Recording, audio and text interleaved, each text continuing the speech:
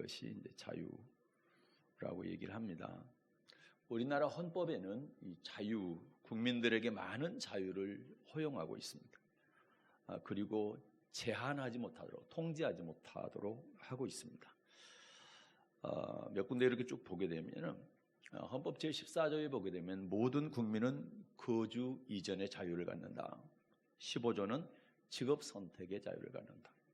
16조 모든 국민은 주거의 자유를 침해받지 아니한다. 17조 사생활의 비밀과 자유를 침해받지 아니한다. 18조 통신의 비밀을 침해받지 아니한다. 그래서 카톡을 검열하거나 해서는 안 되는 것입니다.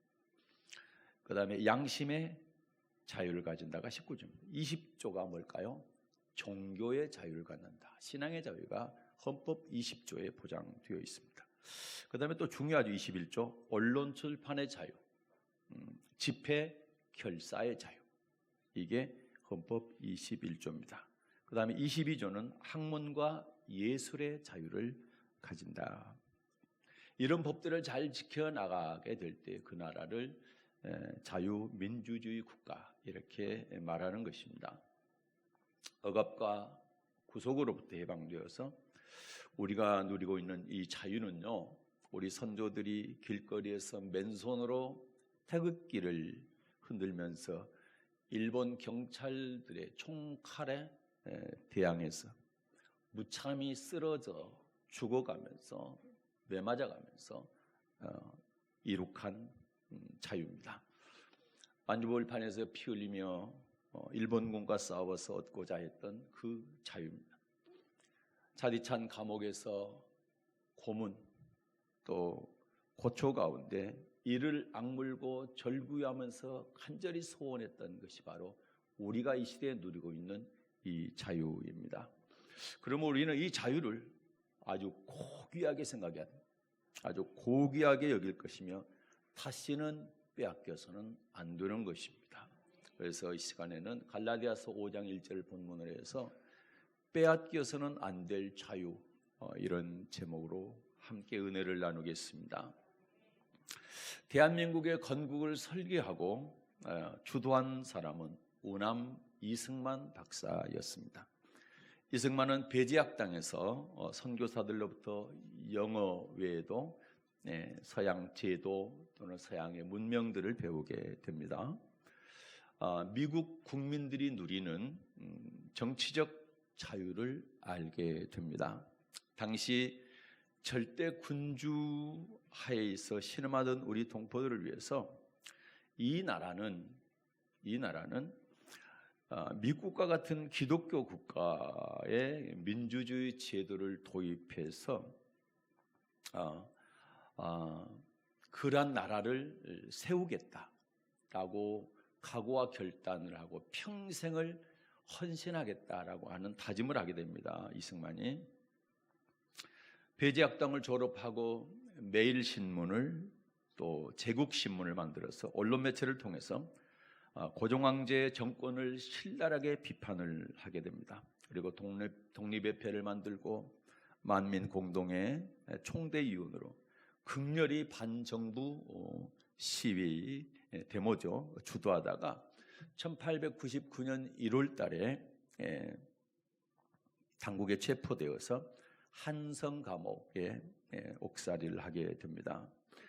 한성 감옥에서요 7달 동안 손에는 수갑이 채워지고 발에는 착고를 채워졌습니다. 목에는 10kg짜리 칼을 씌웠습니다. 7달 동안을 그렇게 살았습니다. 그리고 사형당할 날만 기다리고 있었습니다. 그런데요 1899년 어느 날 이승만이 회심을 하게 됩니다.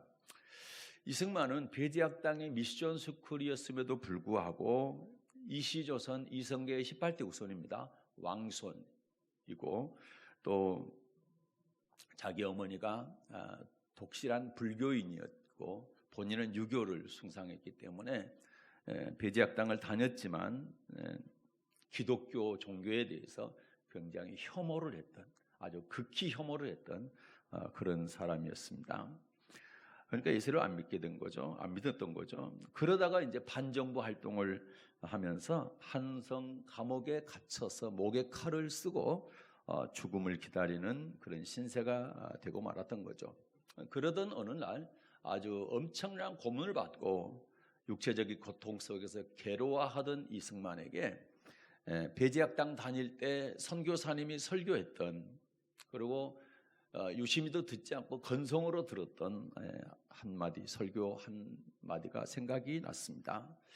하나님께 기도하면 하나님께서 그 기도에 반드시 응답해 주신다는 그런 말씀이었습니다. 그래서 이승만은 평생 처음으로, 난생 처음으로 하나님께 아주 짤막하게 감방에서 기도를 하게 됩니다. 딱 두 마디. 하나님, 내 영혼을 구해 주십시오. 또 하나는 하나님, 우리나라를 구해 주십시오. 내 영혼을 구해 주십시오. 우리나라를 구해 주십시오. 그런데 여러분, 이 기도를 했는데 신기한 일이 일어나게 됩니다. 감방 안이 빛으로 가득 채워지게 됩니다. 그리고 마음의 기쁨과 평안이 밀려 들어왔습니다. 그때까지 유교, 불교 사상에 심취해서 선교사들과 기독교에 대한 증오감, 그다음에 불신감들이 일시에 사라졌습니다. 그리고 선교사들이 자기들이 가장 값지게 생각하고 가장 귀하게 생각하는 것을 위해서 조선 사람들에게 주기 위해서 조선의 선교사들이 왔다는 사실을 깨닫게 됩니다. 이러한 체험은요, 감리교의 창시자였던 요한 웨슬리에게도 있었습니다. 1738년 5월 24일 저녁 9시 15분경에 올더스케이트 거리에서요, 어느 집회에 참석을 했습니다. 그때 어떤 사람이 로마서 주석 서문을 읽어주고 있었어요. 그런데 그걸 듣다가 가슴에 뜨거워지는 그런 현상을 참 체험하게 되는데, 그게 바로 성령 체험이었습니다. 그런 체험을, 요한 웨슬리와 같은 체험을 이승만도 한성 감옥에서 하게 된 것입니다. 이 1899년 어느 날 이승만이 성령 체험을 하는 이 사건이 바로 이승만의 삶을 바꾸게 됩니다. 이 한 사람의 핵심은 대한민국 현대사를 결정하는 아주 중요한 계기가 된 것입니다. 사람은 누구를 만나느냐에 따라서 그 사람의 운명이 결정될 수가 있습니다. 국가도 마찬가지고 나라도 마찬가지입니다. 어떤 지도자를 만나느냐에 따라서 그 나라의 운명이 결정이 됩니다. 우리나라도 마찬가지입니다. 1945년 연합군에 의해서 일본으로부터 해방되었지만 남쪽과 북쪽이 좌와 우로, 북한은 좌, 남쪽은 우 이렇게 싸우느라고 통일 정부를 세우지 못하고 남과 북은 갈라지게 됐습니다. 분단되게 되었습니다. 북한은 공산주의자 김일성이 정권을 잡는, 그래서 김일성이 북한의 지도자가 되었고, 남한은 자유민주주의를 신봉하는 이승만이 지도자가 되었습니다. 두 사람의 건국의 기초는 전혀 다른 사상 위에 세워졌습니다. 북한 김일성은 공산주의 사상에 의해서 하나님을 멸시하고 교회를 파괴하고 성경을 불태웠습니다. 그리고 목사들과 성도들을 잡아 죽이든지, 그렇지 않으면 정치범 수용소에 또 아오지 탄광에 보냈습니다. 그러나 남한의 이승만은 장로님이셨죠. 교회 장로님.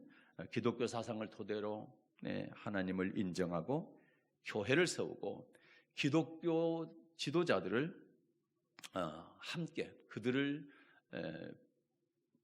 선발을 해서 함께 기독교 국가를 세우게 됩니다. 그래서 대한민국 헌법은 기독교 이념에 입각해서 제정이 됩니다. 그리고 1948년 5월 10일 처음으로 총선, 국회의원 선거를 하게 되고 198명의 초대 국회의원들이 선출되게 됩니다. 그리고 1948년 5월 31일 드디어 재헌국회, 나라를 세우고 첫 국회가 열렸습니다. 그때 초대 의장이 이승만 장로였습니다. 이승만 의장이 재헌의회 교회를 이렇게 시작합니다. 첫 마디가 이겁니다. 대한민국 독립민주국 제1차 회의를 여기서 열게 된 것을 우리 하나님에게 감사해야 할 것입니다. 종교, 사상 무엇을 가지고 있든지 누구나 오늘을 당해가지고 사람의 힘으로만 된 것이라고 우리는 자랑할 수 없을 것입니다. 그러므로 하나님에게 감사를 드리지 않을 수 없습니다. 나는 먼저 우리가 다 성심으로 일어서서 하나님에게 우리가 감사를 드릴 터인데, 이윤영 의원 나오셔서 간단한 말씀으로 하나님에게 기도를 올려주시기를 바랍니다. 이렇게 대한민국 재헌국회 제1차 회의는 목사인 이윤영 국회의원의 기도로 시작이 되었습니다. 세계의 234개의 나라 중에 기독교 국가는 많이 있습니다. 그러나 공식적으로 공개적으로 기도하여 세운 나라, 그리고 기도하고 시작한 나라는 세계 역사에 유일하게 대한민국밖에 없습니다. 참고로 당시 우리나라 기독교 인구가 몇 퍼센트인 줄 압니까? 1%였습니다. 대한민국 건국 정신은 기독교 정신이고요. 당시 아시아의 기독교 국가는 없었습니다. 아시아에 유일하게 기독교 국가로 세워진 나라가 대한민국이었던 것입니다. 기독교 국가로 세워진 지 77년이 되었습니다. 지금 어떻습니까? 대한민국 대단한 나라가 되었습니다. 2022년 기준으로 국내 총생산 1조 7,987억 달러, 세계 10위입니다. 국민 총소득이 1조 6,930억 9,383달러, 세계 6위. 1인당 국민소득 기준으로 일본을 넘어섰습니다. 2022년도에. 일본은 1인당 GDP가 33,849달러, 한국의 1인당 GDP 35,563달러. 이거는 기적이 아닐 수 없습니다. 일제강점기 때 우리나라가 얼마나 못 살았습니까? 그런데 그 대단한 일본을 우리가 국민소득, 1인당 국민소득에서는 뛰어넘게 된 것입니다. 만약에 일제강점기 때 그때 사셨던 분들이 지금 살아 계신다고 하면 얼마나 기뻐하실까? 예. 그런 생각을 하게 됩니다. 몇 번 말씀드렸지만 좀 통계가 좀 오래됐습니다. 10여 년 전 통계에는 아프리카 대륙 전체가 53개 나라입니다. 아프리카 대륙의 전체 나라가 53개국인데 거기 나라의 국민 총생산보다 대한민국 한 나라의 국민 총생산량이 더 많았던 적도 있었습니다. 아프리카 그 나라들과 우리나라가 독립을 비슷한 시기에 했죠. 그들과 똑같이 원조를 받았던 그런 나라였습니다. 오히려 우리나라는 1950년에 6.25 전쟁으로 인해서 완전히 모든 것들이 다 파괴되고 폐허 위에서 다시 시작을 했습니다. 그러니까 아프리카 나라들보다 더 늦게 시작한 것이죠. 그런데 세계에서 유일하게 원조 받던 나라에서 원조를 주는 나라로 이렇게 바뀌는 나라, 이런 대단한 우리나라가 되었습니다. 민주화 그리고 산업화를 같이 동시에 이룬 유일한 나라가 대한민국입니다. 5천년 동안 우리나라는 931번의 외세 침략을 받았던 나라입니다. 이걸 계산해 보면 평균 5년마다 한 번씩 외세 침략을 받았던, 전쟁을 했던, 그리고 시달렸던 그런 나라. 이렇게 세계 속에서 강대한 나라가 될 수 있었다.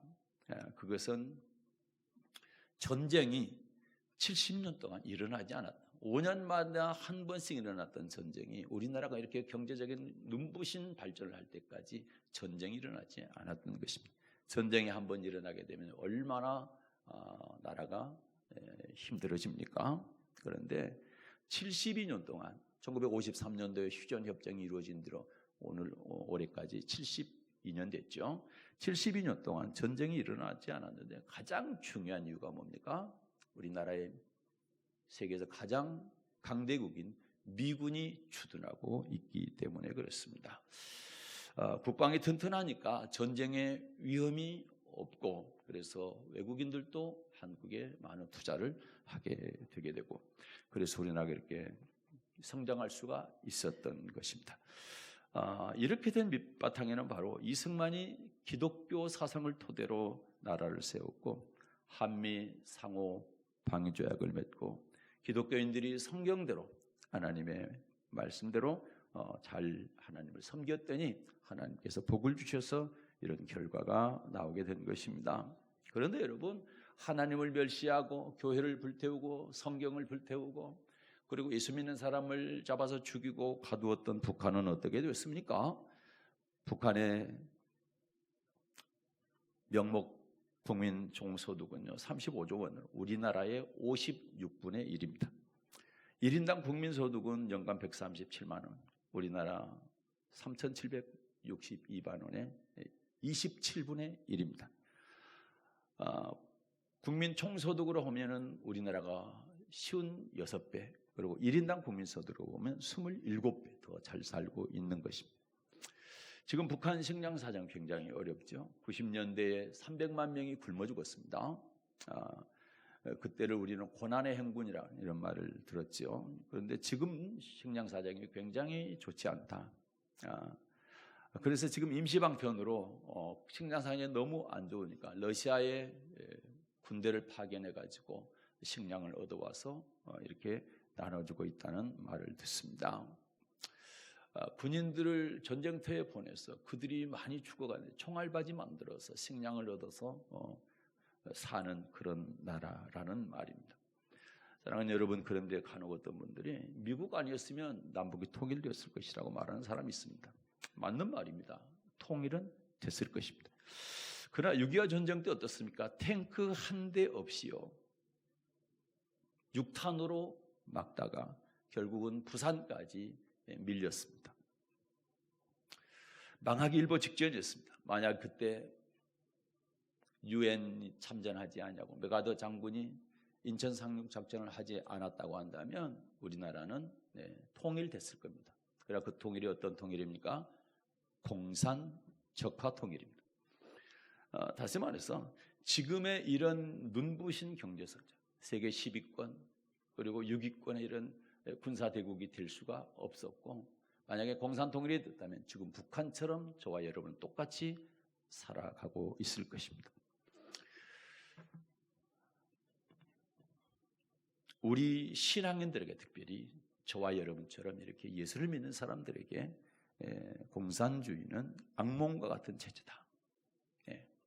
공산주의자들은 종교를 아편이라고 얘기합니다. 그리고 종교인들은 아편쟁이가 되는 것입니다. 그래서 아편쟁이들을 사람 취급하지 않고 무차별 죽이든지 감옥 보내든지 강제 노동시키든지 뭐 이렇게 합니다. 그러면서 그들은 누구를 섬깁니까? 사람을 신으로, 김일성을 태양 신으로, 이렇게 신으로 섬깁니다. 세계에서 가장 비참한 나라가 된 이유입니다. 성경에 보면 우상을 섬기게 되면 그 나라 반드시 하나님께서 징계한다고 되어 있습니다. 그러나 하나님을 잘 섬기는 나라는 복을 준다, 이렇게 말씀하시잖아요. 그러면 북한과 우리 대한민국을 비교해 보면 하나님을 잘 섬기는 우리 대한민국과 하나님을 멸시하고 교회를 없애고 성경을 불태운 북한과, 다시 말해서 자유민주주의 체제와 북한의 공산주의 체제가 얼마나 비교가 되는지 우리는 우리 눈으로 다 보고 있고 지금 그 시대를 살고 있는 것입니다. 만약에 공산통일이 됐다면 저와 여러분은 하나님을 믿지 못하고 김일성 태양신을 지금 섬기고 있을 것입니다. 북한이 저렇게 된 이유는 간단합니다. 지금 말한 것처럼 동양의 예루살렘이라고 했던 평양, 대한민국에서 복음이 제일 먼저 들어가서 순교자들도 발생하고, 그래서 동양의 예루살렘이다 복음이 꽃피었던 그 북한, 수많은 목사들 그리고 성도들을 죽이고 3,000개가 되는 교회를 불사르고, 그리고 인간 김일성을 태양신으로 그리고 우상으로 섬긴 결과인 것입니다. 대한민국과 북한의 차이입니다. 성경이 있냐 없냐, 그리고 하나님을 예비할 수 있는 자유가 있냐 없냐, 이 차이인 것입니다. 다시 말해서 성경에 기록된 대로 마음을 다하고 목숨을 다하고 힘을 다해서 하나님을 섬기느냐, 그렇지 않으면 하나님을 섬기지 못하게 하고 하나님을 섬기는 사람들을 죽이거나 감옥에 보내거나 강제 노동 수용소에 보내느냐, 이런 차이가 있는 것입니다. 하나님은요, 성경을 믿고 성경대로 하나님을 예배하고 찬송하고 기도를 드린 대한민국에 이런 엄청난 복을 주신 것입니다. 성경을 불태우고 하나님을 예배하지 못하게 하고 찬송도 기도도 하지 못하게, 다시 말해서 신앙의 자유를 빼앗은 북한은 하나님께 철저하게 지어주었습니다. 하나님이 어떻게 역사하셨는가? 77년이 지난 지금 우리는 똑똑히 두 눈으로 보고 있는 것입니다. 그래서 우리는 절대로 북한을 쫓아가거나 추종해서는 안 되는 것입니다. 그렇다고 중국은 괜찮습니까? 1960년대 문화혁명을 통해서 여러분 2천만 명을 죽였습니다. 그때 당시 홍위병들이요, 중고등학교 대학생들이, 그들의 선생님을 죽창으로 찔러 죽였습니다. 그리고 그 혁명으로 인해서 중국의 역사는 천년이 후퇴했다는 말이 있습니다. 그렇게 무지막지한 무식한 그런 혁명을 했던 것이 바로 중국입니다. 1989년 천안문 민주화운동 때요, 무력으로 진압을 했습니다.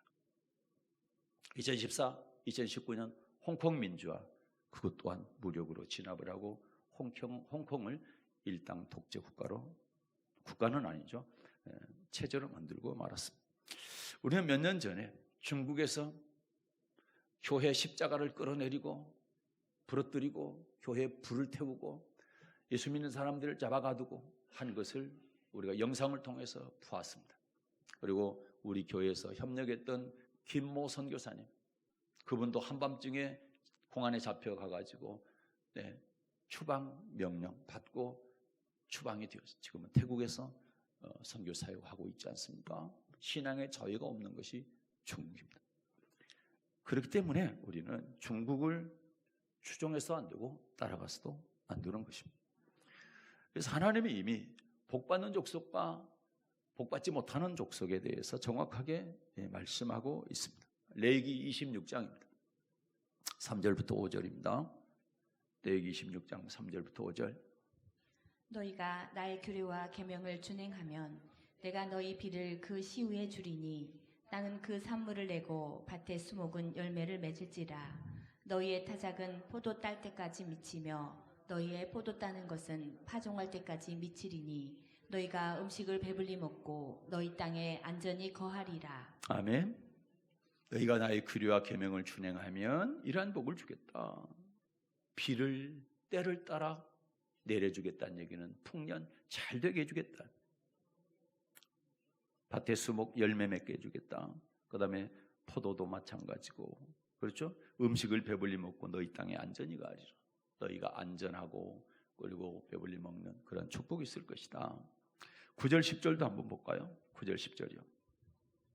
내가 너희를 권고하여 나의 너희와 세운 언약을 이행하여 너희로 번성케 하고 너희로 창대케 할 것이며 너희는 오래 두었던 묵은 곡식을 먹다가 새 곡식을 인하여 묵은 곡식을 치우게 될 것이며. 아멘. 자, 나의 너희와 세운 언약을 이행하여 너희로 번성케 하고 너희로 창대케 할 것이에요. 번성, 창대, 그리고 묵은 곡식이 왜 묵어요? 남으니까 묵죠. 그리고 새 곡식으로 바뀔 것이다. 우리나라를 얘기합니까? 북한을 얘기합니까? 네. 우리 대한민국을 말하는 것이잖아요. 우리 대한민국이 이렇게 복을 받았다. 그 북한은 어떻습니까? 15, 16절 보겠습니다. 15, 16절. 나의 규례를 멸시하며 마음에 나의 법도를 싫어하여 나의 모든 계명을 준행치 아니하며 나의 언약을 배반할진대 내가 이같이 너희에게 행하리니 곧 내가 너희에게 놀라운 재앙을 내려 폐병과 열병으로 눈이 어둡고 생명이 쇠약하게 할 것이요 너희의 파종은 헛되리니 너희의 대적이 그것을 먹을 것임이며. 그렇죠? 하나님의 말씀을 멸시해서 싫어해서 계명을 지키지 아니한다면, 언약을 배반한다면 이렇게 하겠다. 놀라운 재앙 내리겠다. 폐병, 열병, 그리고 너희의 파종하는 것이 헛되게 될 것이다. 계속 흉령만 들어. 그리고 대적이 그것을 먹을 것입니다. 이거는 대한민국을 말합니까? 북한을 말합니까? 북한에게 그대로 이루어지죠. 성경은 그대로 이루어지는 겁니다. 이 말씀 그대로 신앙의 자유가 있는 대한민국과 신앙의 자유를 빼앗아버린 북한과 하나님의 축복과 저주를 그대로 우리에게 보여주시는 겁니다. 며칠 전 제가 저녁 기도회 때 말씀드린 것처럼 1988년 서울올림픽은 굉장히 세계적으로 역사에 기록할 만한 굉장한 올림픽입니다. 이 서울올림픽을 통해서 냉전 체제가 무너진 거예요. 그때 당시 어떻습니까? 미국과 소련이 냉전을 하고 있었죠. 그래서 그때를 냉전 시대라고 얘기하잖아요. 그래서 미국을 중심으로 한 자유민주주의 체제와 그다음에 소련을 중심으로 한 공산주의 체제, 동유럽 그쪽에 그 체제들, 그리고 북한, 중국까지 이런 체제들과 냉전을 하고 있을 때입니다. 그때만 해도 중국은 소련보다 훨씬 못 살았죠.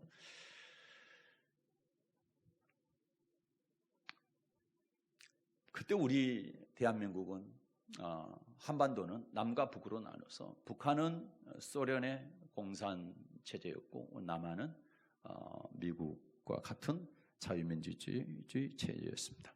그런데 88 서울 올림픽으로 인해서 자유 대한민국이 얼마나 눈부시게 성장하고 발전했는가를 TV를 통해서 전 세계에 중계가 됩니다. 이 얘기는 무슨 얘기입니까?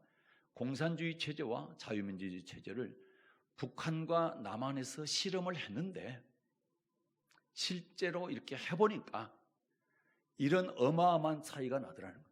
그걸 세계인들이 다 본 겁니다. 88 올림픽이 끝나고 89년도에 독일의 베를린 장벽이 무너지게 되고 독일이 동서독일 통일을 하게 되고 그 다음에 소련 체제가 해체가 됩니다. 그래서 소련이 러시아로 바뀌게 되고 그리고 공산주의 체제가 사라지고 자유주의 체제로 바뀌게 되는 것이죠. 지금 소련은 공산주의 체제가 아닙니다. 민주주의 체제인데 문제는 독재를 하고 있죠, 푸틴이. 그런 상황이고요. 이게 이제 전 세계에 자유민주주의 체제가 훨씬 우월하다. 그리고 공산주의 체제는 몰라 그랬다. 깨졌다라는 거죠. 그래서 그때 당시에 소련이 해체됐을 때 우리나라의 많은 공산주의 사상을 가지신 분들이 실망을 하고 낙담을 하게 되고 전향을 하게 됩니다. 그 체제가 세계를 낙원으로 만들 줄 알았는데 그 체제가 속절없이 무너져 버리니까 그들에게 소망이 사라진 거죠. 그래서 절망을 하게 되고 자유민주주의 체제가 옳다라는 것을 인정할 수밖에 없었고 많은 사람들이 전향을 하게 되었던 것입니다. 그런데 여러분, 우리가 소련이 망한 그 체제, 북한을 저렇게 비참하게 만들었던 그 체제를 우리가 추종하고 따라가야 되겠느냐 이 말이에요. 우리나라를 이렇게 눈부시게 발전시켰던 자유민주주의 체제와 자유시장 경제 이 체제, 이 좋은 체제를 놔두고 물론 어떤 부분적으로는 좀 못마땅한 부분이 좀 부족한 부분이 있을 수는 있겠지만 전체적으로 봤을 때는 북한과 우리가 그리고 미국과 소련이 체제 경쟁을 했을 때 분명히 다 드러났잖아요. 판정됐잖아요. 그런데 왜 망한 소련 체제를 그리고 왜 저렇게 비참하게 살아가고 있는 북한 체제를 우리가 추정하고 그들을 따라가야 되느냐 이 말입니다. 정말 다행인 것은 요즘 젊은 20, 30대가 그걸 깨닫기 시작했어요. 그게 너무 감사한 거예요. 우리가 조금만 생각해보고 조금만 공부하면 알 수 있는 것인데 무작정 추정해서는 안 된다. 특별히 우리 호남에서 우리 전라도에서는 조금 더 공부하고 조금만 생각해보자. 우리가 무작정 따라가야 되느냐, 무작정 지지해야 되느냐 생각해 볼 수 있는 여러분 되시기를 바랍니다. 저와 같은 60대, 70대, 저 이제 60대 말쯤 돼가는데 60대나 70대는 이제 사는 날이 산 날보다 더 적게 남았습니다. 앞으로 살 날이. 그러면 저는 그런 생각이에요. 우리 세대는 그래, 예수 잘 믿다가 천국 가면 끝이야, 이런 생각을 하죠. 그러나 우리 다음 세대는 산 날보다 앞으로 살 날이 훨씬 많은 다음 세대, 공산주의 체제에서 살 것인지 자유민주주의 체제에서 살 것인지 우리 세대는 경험을 했기 때문에 배고파서 힘든 그런 시절을 다 지나와서 우리나라가 세계 최고의 나라가 되기까지 직접 몸으로 겪었던 우리 세대를 걱정하는 것이 아니라 다음 세대를 걱정하는 거예요. 우리 자식 세대, 우리 손자 세대, 이들이 공산체제에서 산다면 안 된다. 북한이 이렇게 비참하게 사는데 왜 우리 자녀들이, 우리 손자들이 그런 비참한 체제 속에서 사냐 이 말이에요. 그럴 수는 없다는 거예요. 그래서 우리는 이 체제를 수호해야 되고 그리고 우리 후손들에게 물려줘야 되는 그런 책무가 있다.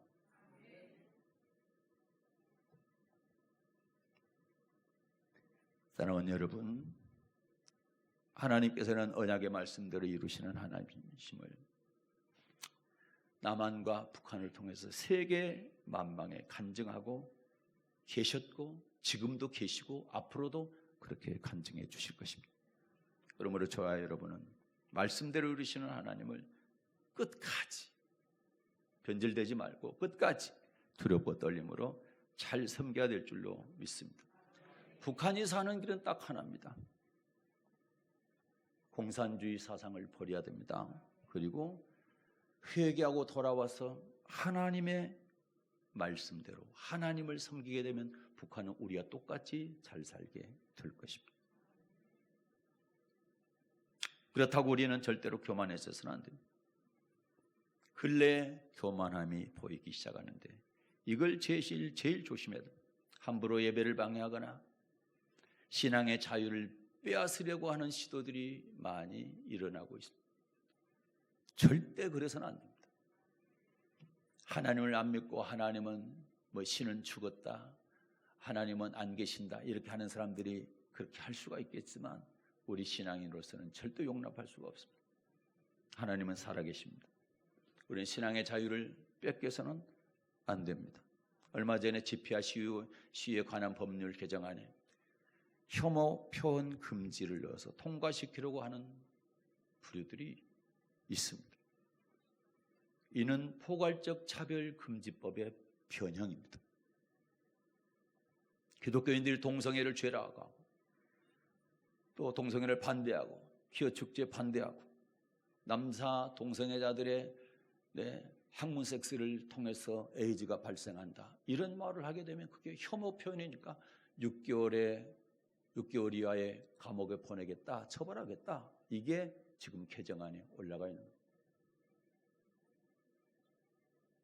그런데 어떻게 예수 믿는 사람들이 그런 당을 지지하고 어떻게 예수 믿는 사람들이 이런 사실을 모르고 무작정 따라갑니까? 나는 특정 당을 지지하고 특정 당을 지지 않는다 그 얘기가 아니고 예수 믿는 사람들 관점에서 성경을 공격하고 예수 믿는 사람들의 신앙의 자유를 조금이라도 침략해서 빼앗으려고 하는 거에서 거부하자 이 말이죠.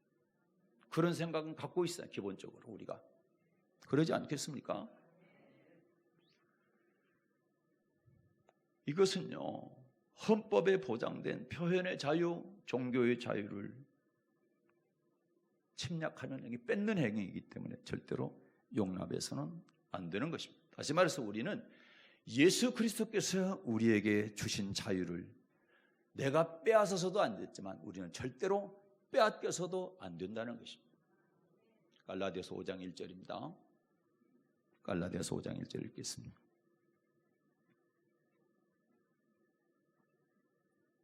갈라디아서 5장 1절.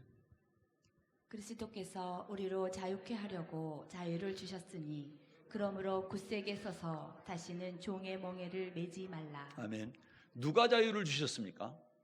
그리스도께서 우리로 자유케 하려고 자유를 주셨다. 너희가 다시는 종의 멍에를 매지 말라. 예수님께서, 예수 그리스도께서 우리에게 자유를 주신 겁니다. 그래서 귀한 거예요, 자유는. 이 자유를 얻기 위해서 얼마나 많은 믿음의 선배들이 피 흘렸습니까? 얼마나 많은 사람들이 죽었습니까? 이 고귀한 자유를 우리는 절대로 빼앗겨서는 안 된다. 목숨 걸고 지켜서 우리 후손들에게 물려줘야 돼. 왜? 우리 선배들이 목숨 걸고 이것을 쟁취해서 우리에게 물려줬잖아요. 그럼 우리도 빼앗기면 안 되지. 왜 우리 세대에 빼앗깁니까? 빼앗겨서 안 됩니다. 우리 다음 세대에 이 자유를 물려줘야 되는 것입니다. 자유는 그러면 어디서 오는 겁니까? 요한복음 8장 31절과 32절입니다. 요한복음 8장 31, 32절. 그러므로 예수께서 자기를 믿은 유대인들에게 이르시되 너희가 내 말에 거하면 참 내 제자가 되고 진리를 알지니 진리가 너희를 자유케 하리라. 아멘. 자, 자유는 누가 주셨어요? 그리스도께서 주셨다. 그러면 그 자유가 어디서 나오느냐? 진리에서 나온다. 진리가 너희를 자유케 하리라. 그 진리는 아버지 말씀입니다. 그래서 여러분, 자유민주주의의 모든 헌법들은 성경에서 나온 거예요. 자유민주주의가 성경에 기초하고 성경에 바탕한 것입니다. 이런 것을 우리는 알아야 되는 거예요. 그래서 기독교 국가에서 자유민주주의가 발전한 거예요. 우리나라는 이승만 대통령이 자유민주주의, 미국의 체제를 다 보고 그대로 가져왔기 때문에 자유민주주의를 바로 실현을 했어요. 물론 공산주의자 피 흘리게 정말 피 터지게 싸워서 이겨냈죠. 해방 때 어떻습니까? 75대 25입니다. 공산주의를 지지하는 국민들이 75%.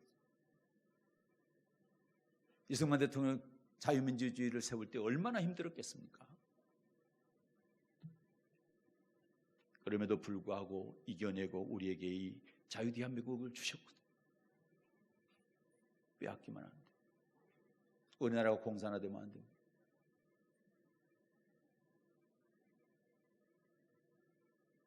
(8.15) 해방 그 이후에 격변기 때 좌우가 대립해서 처절한 싸움을 했다는 것처럼 이 시대에 비슷한 상황이 지금 펼쳐지고 있습니다.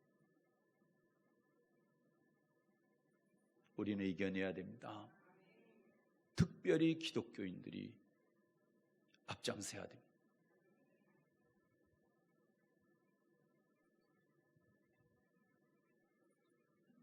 성경에서 진리의 말씀에 거역한 왕, 그리고 진리의 말씀대로 순종한 왕을 비교하고 말씀을 마치고자 합니다.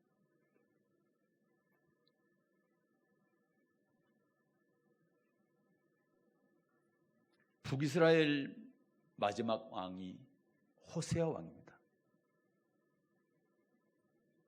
19번째 왕이죠. 아수르라고 하는 큰 나라가 북이스라엘을 쳐들어왔습니다.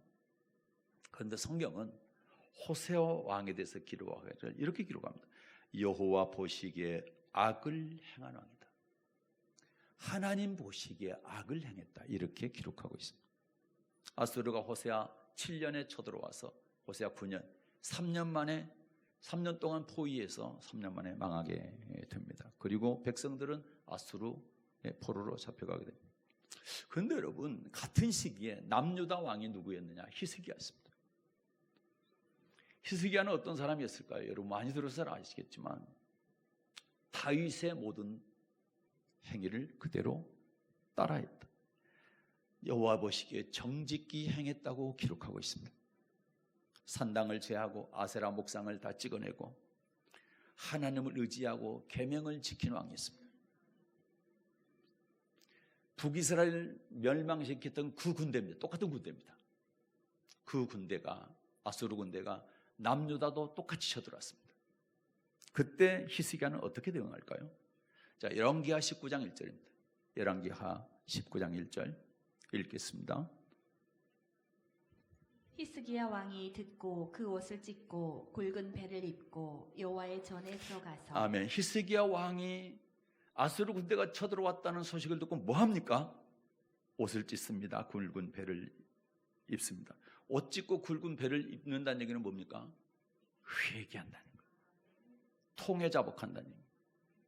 그리고 요한의 전에 성전에 들어가서 울면서 통곡하면서 기도하는 겁니다. 나라가 위험에 처할 때 예수 믿는 사람들은 기도해야 되는 겁니다. 옷을 찢고 굵은 배를 입고 성전에 나와서 기도해야 되는 겁니다. 19절 보겠습니다. 19절 이렇게 기도하죠. 우리 하나님 여호와여 원컨대 이제 우리를 그 손에서 구원하옵소서.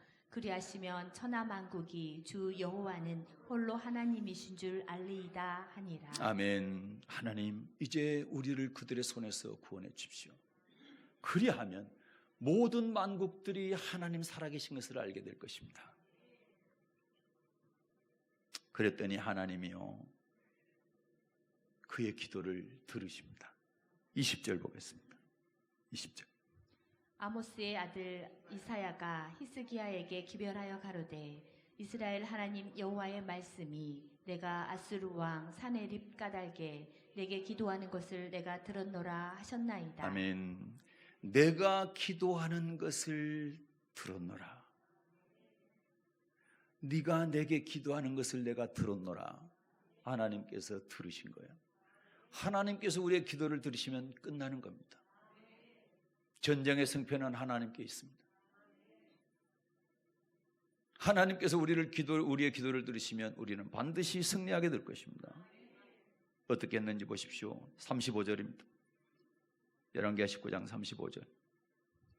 이 밤에 여호와의 사자가 나와서 아수르 진에서 군사 18만 5천을 친지라. 아침에 일찍 일어나 보니 다 송장이 되었더라. 아멘. 그날 밤 어떻습니까? 하나님께서 기도 응답한 그날 밤입니다. 여호와의 사자가 나와서 아수르 군대 18만 5천 명을 쳤다. 그래서 그들이 아침에 일어나 보니까 다 송장이 되어 있더라. 이게 하나님의 역사입니다. 그래서 여러분 우리는 하나님께 기도해야 됩니다. 우리를 구원해달라. 우리나라를 지켜달라. 자유민주주의, 자유시장 경제, 우리나라 헌법을 지켜달라고 기도해야 되는 것입니다. 이처럼 그 나라에 어떤 지도자가 있느냐에 따라서 국가의 흥망이 갈리게 됩니다. 호세아를 지도자로 뒀느냐, 히스기야를 지도자로 뒀느냐, 이렇게 차이가 나는 겁니다.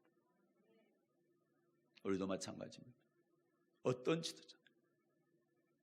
자유민주주의를 수호하고 자유시장 경제 그리고 헌법을 수호하려고 하는 그러한 지도자가 있느냐?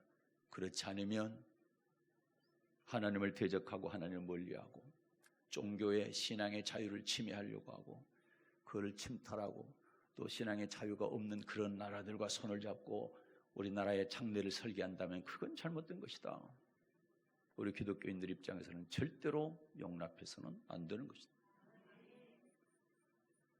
한 번쯤 깊이 고민하고 생각해 볼 수 있는 그런 여러분 되시기를 바라고, 하나님께서 내게 어떤 스탠스를 취하라고 말씀하시는지 음성을 들으시고 따라가는 여러분 되시기를 바랍니다. 오늘 주보 뒷면에 보게 되면 초량교회 구국기도회 6.25 때 여러분 유엔군이 우리나라 참전을 못했다고 한다면 우리나라는 공산화됐습니다. 부산까지 밀렸던 우리나라,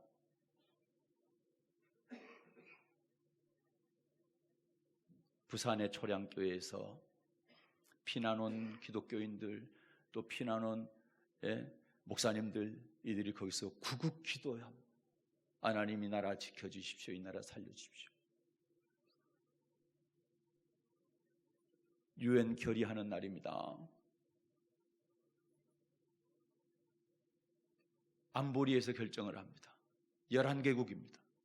비상임 이사국 나라가 6개국이고 상임 이사국이 5개 나라.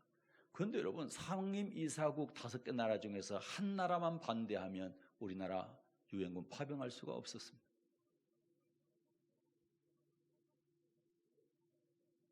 그런데 어떤 일이 일어났습니까? 안보리 결의하는 날 중국의 유엔 대사가 유엔으로 가다가 차가 펑크가 나고 차가 고장나서 참석을 할 수가 없게 된 거예요. 중국과 소련 둘 중에 한 나라만 반대하면 우리나라 유엔군 파병이 안 됐을 것인데 그런 일이 일어납니다. 소련 대사는 어땠습니까? 그 전날 파티하고 배탈이 나서 병원에 입원하게 됩니다. 그래서 안보리에 참여할 수가 없게 됐습니다. 두 나라가 어쩜 그럽니까? 11개 나라가 있는데 왜 그 두 나라만 사고가 납니까? 이게 하나님의 역사가 아니고 기적이 아니고 무엇입니까? 초량교회에서 구급기도 했더니 하나님께서 그 기도를 들으시고 이런 역사를, 기적을 만들어내신 겁니다. 우리도 마찬가지입니다. 구급기도에 참여하고 그리고 날마다 부르짖어 기도해야 됩니다. 어제도 어떤 분 말씀하시는데 기도할 수 있는 자유 있을 때 기도합시다. 할 수 있을 때 말입니다. 다 빼앗기고 나서 통곡하며 울어본들 돌아오지 않습니다. 만약에 빼앗기고 나서 다시 되찾으려고 한다면 수천 수만 배의 피를 흘려야 될 그러한 일이 일어날지도 모르는 것입니다. 히스기야처럼 국가위기 상황에서 옷을 찢고 굵은 배를 입고 간절히 기도하는 저와 여러분 되시기를 바랍니다. 위기 때마다 우리가 회개하고 하나님께 부르짖을 때 이 나라 자유 대한민국을 지켜주셨던 그 하나님께서 이 시대 우리가 함께 모여서 기도하게 될 때 그 기도를 들어주실 줄로 믿습니다. 우리 그리스도께 주신 그 고귀한 자유, 우리에게 자유를 얻기 위해서 자유 주셨는데 그 자유에 절대로 빼앗기지 말고 우리 후손들에게 이 자유를 물려주는 저와 여러분 되시기를 예수님의 이름으로 축복합니다. 내려오신 하나님 아버지, 나라가 참